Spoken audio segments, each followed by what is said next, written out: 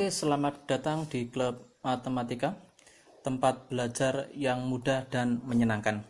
Pada kesempatan kali ini kita akan berbagi tentang tes wawasan kebangsaan atau TWK dalam rangka persiapan menghadapi tes CPNS di tahun ini ya.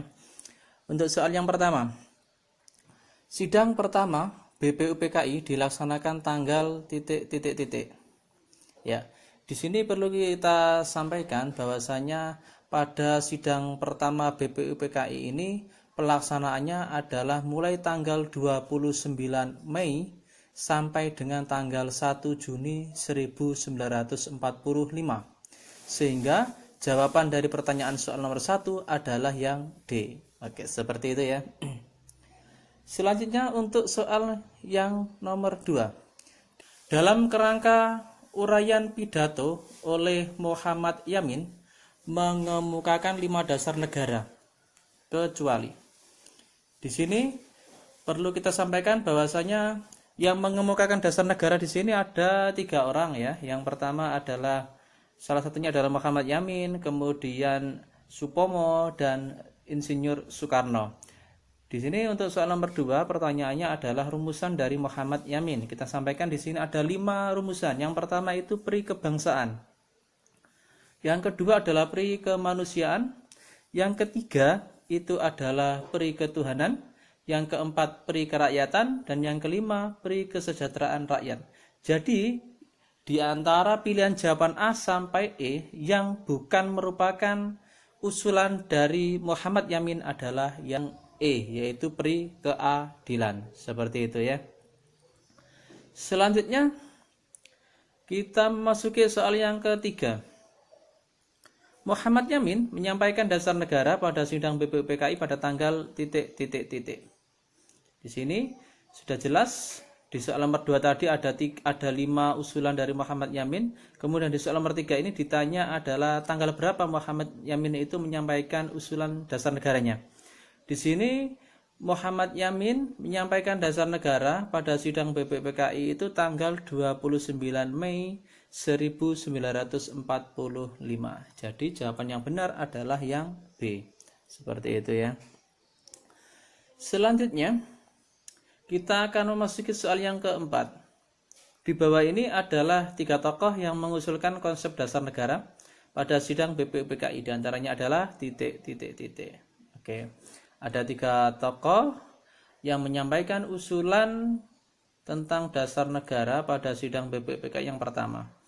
Ketiga tokoh tersebut adalah Insinyur Soekarno, Supomo, dan Muhammad Yamin.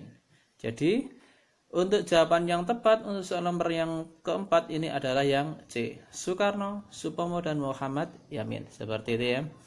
Selanjutnya kita masuki soal yang kelima. Rumusan Supomo tentang dasar negara adalah sebagai berikut, kecuali ... Ini perlu kita sampaikan, kelima rumusan yang disampaikan oleh Supomo pada sidang BPUPKI. Yang pertama adalah persatuan, yang kedua adalah kekeluargaan, yang ketiga adalah keseimbangan lahir dan batin, yang keempat musyawarah, dan yang kelima itu adalah keadilan rakyat. Jadi yang bukan merupakan rumusan Supomo di sini adalah pilihan jawaban yang A, yaitu ketuhanan. Seperti itu ya. Lanjut untuk soal yang ke-6.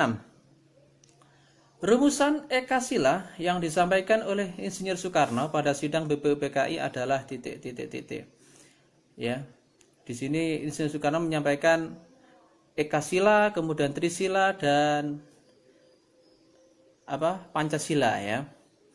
Untuk konsep dari Ekasila ya, rumusan dari Ekasila yang disampaikan oleh Insinyur Soekarno pada sidang BPUPKI itu adalah ketuhanan. Jadi jawaban yang tepat untuk soal nomor 6 adalah yang B. Seperti itu ya. Lanjut kita ke soal nomor 7. Rumusan Trisila yang disampaikan oleh Insinyur Soekarno pada sidang BPUPKI adalah ... Tadi kita sudah sampaikan bahwa Insinyur Soekarno menyampaikan Ekasila, Trisila, dan Pancasila. Untuk rumusan Trisila ini ya, 3 sila ini yang disampaikan oleh Insinyur Soekarno adalah tentang sosionasionalisme, sosiodemokratis, dan ketuhanan. Jadi jawaban yang tepat untuk soal nomor 7 adalah yang E. Selanjutnya kita masuki soal yang ke-8. Di bawah ini adalah rumusan Pancasila yang disampaikan oleh Soekarno pada sidang BPUPKI, kecuali ya. Jadi yang tidak merupakan usulnya dari Insinyur Soekarno ya. Di antara kelima usulan dari Insinyur Soekarno, yang pertama adalah tentang kebangsaan Indonesia atau nasionalisme. Yang kedua itu internasionalisme atau perikemanusiaan. Yang ketiga mufakat atau demokrasi. Yang keempat itu kesejahteraan sosial, dan yang kelima adalah ketuhanan. Jadi yang tidak termasuk rumusan dari Insinyur Soekarno adalah tentang keadilan sosial. Jawaban yang benar adalah yang C.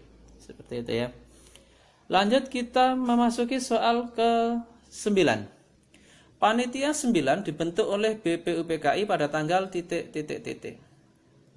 Perlu kita sampaikan di sini, pada tanggal 22 Juni 1945, panitia kecil itu mengadakan pertemuan dengan 38 anggota BPUPKI dalam rapat informal.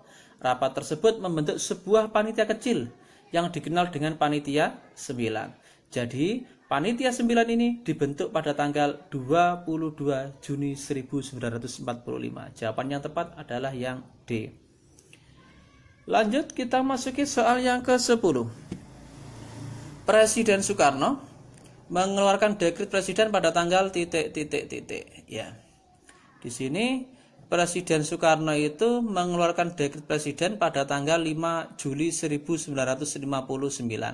Yang salah satu isinya itu menetapkan berlakunya kembali Undang-Undang Dasar yang sah yang disahkan oleh PPKI tanggal 18 Agustus 1945 dan menjadikan UUD Undang-Undang Dasar Negara Indonesia itu menggantikan Undang-Undang Dasar sementara. Jadi, Presiden Soekarno mengeluarkan dekret presiden pada tanggal B, 5 Juli 1959. Seperti itu ya. Selanjutnya kita masuki soal yang ke-11. Di bawah ini adalah pedoman penghayatan dan pengamalan Pancasila sila yang pertama, kecuali. Jadi yang tidak termasuk pengamalan Pancasila sila pertama. Kita coba. Di sini yang A, menyatakan kepercayaan terhadap Tuhan, pasti ini sila pertama. Yang B, mengembangkan sikap menghormati antar pemeluk agama, pasti ini juga termasuk pengamalan Pancasila sila yang pertama. Yang C, tidak memaksakan agama kepada orang lain, ya ini pengamalan Pancasila sila pertama. Yang D, memperlakukan manusia sesuai dengan harkat dan martabatnya sebagai makhluk Tuhan yang Maha Esa. Nah, khusus untuk D ini kelihatannya adalah termasuk pengamalan Pancasila sila yang kedua. Yang E, menghormati kebebasan menjalankan ibadah, ini juga sila yang pertama. Jadi untuk soal nomor 11 yang tidak termasuk dari pengamalan Pancasila sila yang pertama, jawabannya adalah yang D. Selanjutnya kita masuki soal yang ke-12. Ya. Sikap mengakui persamaan derajat, persamaan hak, kewajiban asasi setiap manusia tanpa membedakan suku, keturunan, agama, kepercayaan, jenis kelamin, dan sebagainya. Itu merupakan pengamalan Pancasila sila kedua. Ini sudah jelas ini ya. Ya. Kemanusiaan yang adil dan beradab. Di sini artinya tidak ada perbedaan, kita mengakui adanya persamaan. Jadi soal nomor 12 ini jawabannya adalah yang B. Selanjutnya untuk soal yang ke-13. Perhatikan pernyataan di bawah ini. 1. Mengembangkan rasa cinta tanah air. 2. Mengembangkan rasa kebangsaan. 3. Memelihara ketertiban dunia yang berdasarkan kemerdekaan, perdamaian abadi, dan keadilan sosial. Berdasarkan pernyataan di atas yang termasuk pengamalan Pancasila sila ketiga, ya, Persatuan Indonesia ya. Di sini nomor 1, mengembangkan rasa cinta, pasti ini termasuk pengamalan Pancasila sila ketiga. Yang nomor 2, mengembangkan rasa kebangsaan juga. Ya, 1 dan 2 sudah. Apakah yang ketiga masuk? Memelihara ketertiban dunia yang berdasarkan kemerdekaan, perdamaian abadi, dan keadilan sosial. Iya, ini juga masuk dalam pengamalan Pancasila sila yang ketiga. Jadi untuk soal nomor 13, jawaban yang tepat adalah yang E, 1, 2, dan 3. Selanjutnya kita masuki soal yang ke-14. Menjaga keseimbangan hak dan kewajiban merupakan pengamalan, maaf ya. Ini ada salah ketik ya. Menjaga keseimbangan hak dan kewajiban merupakan pengamalan Pancasila sila ke-5 ya. Keadilan sosial bagi seluruh rakyat Indonesia. Ya, lanjut ya. Kita masuk ke soal yang terakhir di soal yang ke-15. Keputusan yang diambil harus dapat dipertanggungjawabkan secara moral kepada bla bla bla. Pertanggungjawaban terhadap hasil keputusan musyawarah ini harus dapat dipertanggungjawabkan secara moral kepada Tuhan yang Maha Esa. Jadi untuk soal nomor 15 ini jawabannya adalah yang B. Ya, seperti itu. Ya, demikian 15 soal beserta pembahasan dari Klub Matematika. Semoga sedikit ilmu ini bisa bermanfaat bagi teman-teman semuanya. Jangan lupa klik like dan subscribe.